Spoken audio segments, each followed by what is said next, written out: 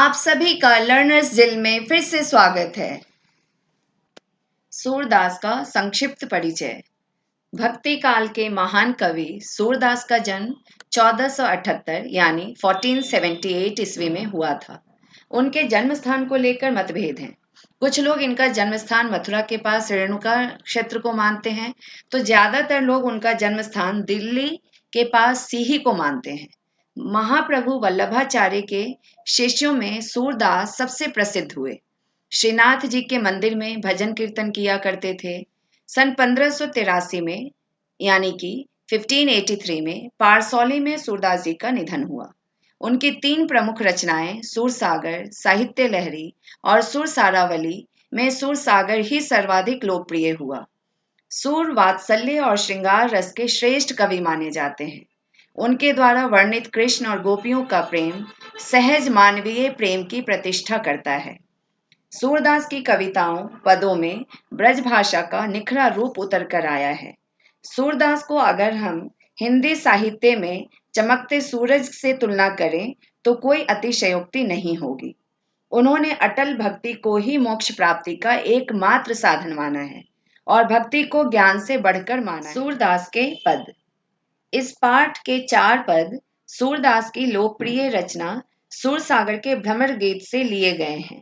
इन पदों में उद्धव और गोपियों के बीच हुए वार्तालाप का वर्णन हुआ है। इसमें हमें पता चलता है कि गोपियों का कृष्ण के प्रति जो प्रेम है वह असीम एवं बेजोड़ है।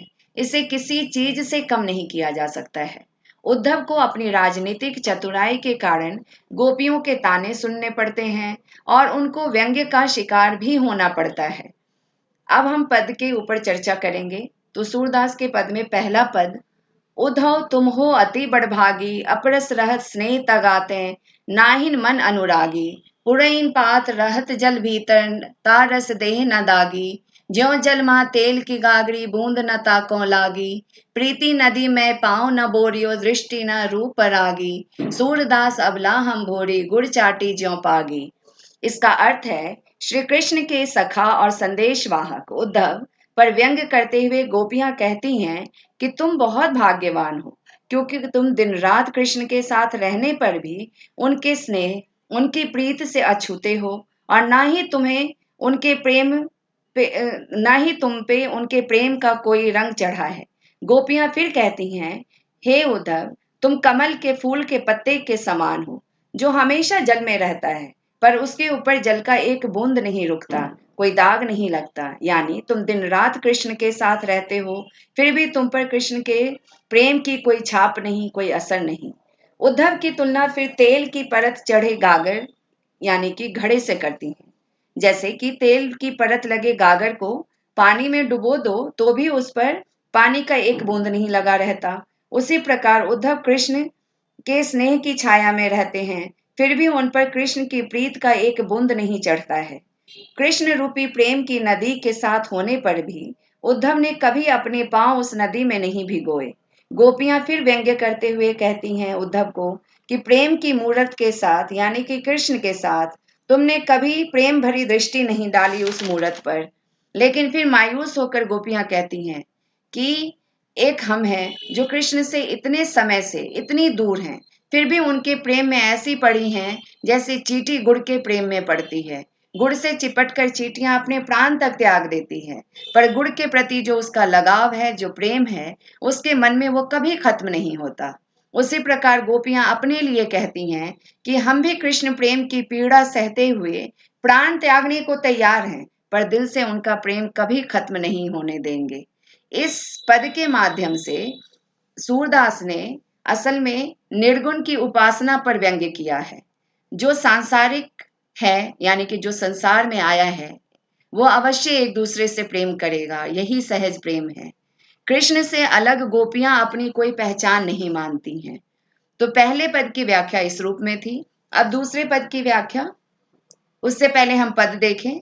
मन की मन ही मांझ रही, कहिए जाए कौन पे उधो, ना ही परत कही, अवधि आधार आ सावन की, तन मन बिथा सही, अब इन जोग संदेशनि सुनी सुनी, बिरहिनी बिरह दही, चाहती हुती गुहारी जितही तय, उतते धार बही, सूरदास अब धीर धरही, क्यों मर ज्यादा न लही।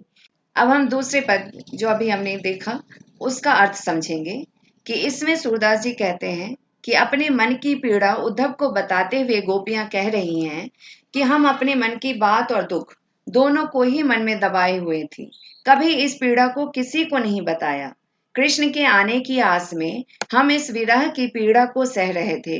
यानी गोपियां कह रही हैं कि कृष्ण से बिछड़ने का जो दर्द है, जो दुख है या जो पीड़ा है, वह इसलिए सह रही हैं क्योंकि उन्हें उम्मीद थी कि कृष्ण वापस उनके पास लौट कर आएंगे और वह उनसे अपने मन की बात बता पाएंगी और बदले में उनका प्रेम प्राप्त कर पाएंगी।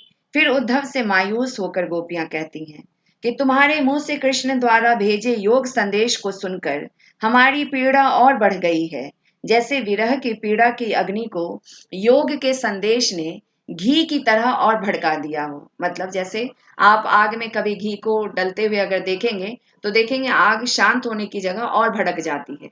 तो वैसे ही इनका जो ये दुख है वह योग का संदेश पा करके बिल्कुल उसी तरीके से भड़क उठा, जैसे कि अग्नि में आहुति या घी के डलने पर अग्नि भड़कती है। गोपियां कहती हैं कि हम अपनी विरह की पीड़ा को कम करने के लिए जहां गुहार लगा रहे थे, जहां से उम्मीद कर रहे थे, वहीं पर इसको और बढ़ा दिया गया। यानी कि कृष्ण ने हमारी पीड़ा को और बढ़ा दिया। सूरदास जी गोपियों की पीड़ा का वर्णन उन्हीं के मुख से करवाते हुए कहते हैं कि अब गोपियां कहती हैं कि कृष्ण के आने की आशा के सहारे तक आशा के सहारे अब तक हम विरह की पीड़ा सह रही थी, पर अब योग संदेश ने उस आशा को ही खत्म कर दिया।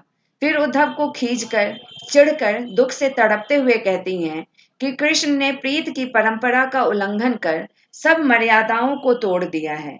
अर्थात कृष्ण हमारी प्रीत का सहारा है, उन्हें हमारी प्रीत का मान रखना चाहिए था और आकर हमसे एक बार जरूर मिलना चाहिए था, हमें इस पीड़ा से मुक्ति देनी चाहिए थी, पर उन्होंने ऐसा न करके प्रीत की सभी मर्यादाओं का उल्लंघन किया है, मर्यादाओं को तोड़ दिया है। अब इस पद के माध्यम से सूरदास दास ने जो संदेश दिया है वह इस प्रकार है कि प्रेम की मर्यादा प्रेम के प्रसार से ही संभव है। प्रेम के बदले योग का संदेश देकर श्री कृष्ण ने मर्यादा को तोड़ा और इस प्रकार कृष्ण और उद्धव दोनों ने ही गोपियों के प्रेम का अनादर किया है, जो बिल्कुल अनुचित है।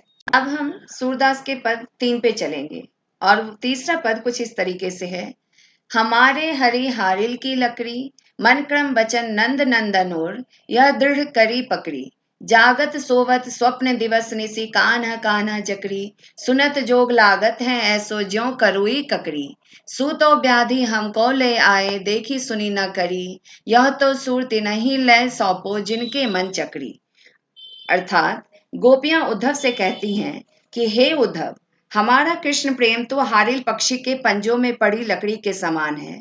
अर्थात जिस प्रकार हारिल पक्षी उड़ते वक्त हमेशा अपने पंजों से लकड़ी को कस के पकड़ कर रखता है, क्योंकि उसको विश्वास होता है कि वह लकड़ी उसे गिरने नहीं देगी, उसको हमेशा संभाले रखेगी, वैसे ही हमें भरोसा है कृष्ण की प्रेम का कि वह हमारा सहारा है। फिर आगे वह कहती हैं कि हमने अपने मन वचन कर्म में नंद के नंदन यानी कि नंद के लाल, नंद के बेटे श्री कृष्ण को बसा रखा है। जागते सोते स्वप्न में या दिन में या हर क्षण हम कान्हा कान्हा जपती रहती हैं। अर्थात कृष्ण हर पल हर क्षण हमारे जीवन में बसे हुए हैं, हमारे हृदय में बसे हुए हैं। उद्धव पर कटाक्ष करते हुए व्यंग्य करते हुए गोपियां कहती हैं कि फिर तुम ऐसे में योग संदेश ले आए हो। यह योग संदेश तो कड़वी ककड़ी के समान है, यानी कि कृष्ण प्रेम की मिठास के बीच उद्धव द्वारा लाया योग संदेश उस कड़वी ककड़ी के समान है जिसे लोग त्याग देते हैं, दूर फेंक देते हैं। उद्धव के योग संदेश को गोपियां एक रोग के समान मानती हैं, जिनके विषय में उन्होंने न कभी सुना और न ही वह रोग कभी उन्हें हुआ। अर्थात गोपियां कहती हैं कि उन्हें तो कृष्ण प्रेम का रोग लग चुका है, ऐसे में वो उद्धव के कहने पर योग का रोग नहीं लगा सकती, क्योंकि वह कहती हैं कि योग तो ऐसे रोग के समान है उनके लिए जिसे उन्होंने ना कभी सुना है, ना देखा है और ना कभी उसको भोगा है। वह कहती हैं कि उनके लिए यह योग का ज्ञान मार्ग बिल्कुल अनजान है। इसलिए हे उद्धव, आप इस ज्ञान को कहीं और बांटिए, अर्थात ऐसे लोगों को इसका ज्ञान दीजिए जिनका मन चंचल है, अर्थात चक्री के समान घूमता रहता है, मतलब किसी एक के प्रति आस्थावान नहीं रहता, यानी कि किसी एक के प्रति उनका प्रेम सदैव बना नहीं रहता है। इस पद के माध्यम से सूरदास संदेश दे रहे हैं कि प्रेम कोई व्यापार नहीं है जिसमें लाभ हानि की चिंता की जाए। भक्ति, आस्था और प्रेम व्यक्तिगत भाव होते हैं, अतः इसका चुनाव और तरीका भी व्यक्तिगत ही होना चाहिए। किसी पर अपने विचार थोपना सरासर गलत है। अब हम चौथे पद और आखिरी पद जो इस पाठ का है उसकी तरफ बढ़ रहे हैं। चौथा पद कुछ इस तरीके से है। हरि है राजनीति पढ़ी आए, समुझी बात कहत मधुकर के, समाचार सब पाए। एक अति चतुर हते पहले ही अब गुरु ग्रंथ पढ़ाए, बड़ी बुद्धि जानी जो उनकी जोग संदेश पठाए। उधो भले लोग आगे के, परहित डोलत बधाए। अब अपने मन फेर पाहियहि, चलत जो हते चुराए। तय क्यों अनिति करे आपुन, जे और अनिति छुड़ाए। राज धर्म तो सहे सुर, यही सुर, जो प्रजा न जाहि सताए। यानी इस पद का अर्थ है, गोपियां उद्धव से कृष्ण द्वारा भेजे गए सभी समाचारों को सुनने के उपरांत व्यंग करते हुए उद्धव से कहती हैं कि आपके सखा कृष्ण तो राजनीति पढ़ाए हैं। चतुर तो वो पहले से ही थे, पर अब तो वह राजनीति का ग्रंथ भी पढ़ लिए हैं, अर्थात अब वो कुशल राजनीतिज्ञ के जैसे सोच समझकर नफा नुकसान का हिसाब किताब लगाकर बात करने लगे हैं। राजनीति पढ़ लेने के बाद उनकी बुद्धि अब पहले से ज्यादा बढ़ गई है, अर्थात अब वह पहले से ज्यादा समझदार हो गए हैं। तभी तो उन्होंने हमारे लिए योग संदेश भिजवाया है। और एक कुशल राजा के अनुसार संदेशा अपने एक दूत के हाथों भिजवाया है, ना कि एक सखा या प्रिय की तरह खुद हमारे पास आए। फिर उद्धव पर व्यंग्य करते हुए कहती हैं कि उद्धव तो पहले के जमाने के लोग की तरह दूसरों के हित का सोचकर हमारे लिए कृष्ण का संदेशा लेकर भागे आए, पर कृष्ण खुद नहीं आए। अर्थात जैसे पहले के राजा अपनी प्रजा की भलाई के लिए भागे जाते थे, वैसे उद्धव तो हमारी भलाई सोचकर कृष्ण का संदेशा ले आए, लेकिन उनके राजा पहले की तरह नहीं रहे और वो हमारी भलाई के लिए खुद चलकर नहीं आए। गोपियां उद्धव से कहती हैं कि अब जब कृष्ण ने हमसे मुंह फेर ही लिया है, तो उनसे जाकर कहना कि यहाँ से जाते समय वो अपने साथ हमारा हृदय चुरा ले गए थे, तो अब वापस आकर हमारा हृदय वो हमें वापस कर जाएं। यानी कृष्ण जब यहाँ से गए थे तो हमसे प्रीत निभाने का वादा कर गए थे, इसलिए हमने उन्हें अपना हृदय सौंप दिया था। पर अब जब वह मथुरा के राजा बन हमसे मुंह फेर ही बैठे हैं, तो वो हमसे मिलकर हमारे हृदय हमें वापस लौटा दें, हमें हमारी प्रीत वापस कर दें। उद्धव से गोपियां कहती हैं कि जो दूसरों को अनीति करने से रोकता है, वह खुद हमारे साथ आज अनीति कर रहा है। अर्थात राजा का कर्तव्य होता है कि वो अपनी प्रजा का ध्यान रखे, उनकी पीड़ा दूर करे, परंतु कृष्ण ने हमसे मुख फेर लिया और हमारा दुख कम करने की जगह उन्होंने हमारी पीड़ा को और बढ़ा दिया और इससे उन्होंने एक अनैतिक कार्य किया है। इस पद के माध्यम से सूरदास यह संदेश देना चाह रहे हैं, यह बताना चाह रहे हैं कि गोपियां कहती हैं कि उन्हें कृष्ण प्रेम से अलग करना असंभव है। कृष्ण के द्वारा राजा का धर्म निभाने के लिए प्रीत का धर्म भुलाना वह भी एक अनैतिक कार्य है, एक अधर्म का कार्य है। उम्मीद करती हूँ कि आपको सूरदास के पद की ये व्याख्या अच्छी तरह समझ आई होगी, और अगर आपको ये व्याख्या समझ आई है तो आप हमारे इस चैनल को लाइक करें, सब्सक्राइब करें और जितना ज़्यादा हो सके अपने दोस्तों के साथ इसे शेयर करें। Thank you for being with me.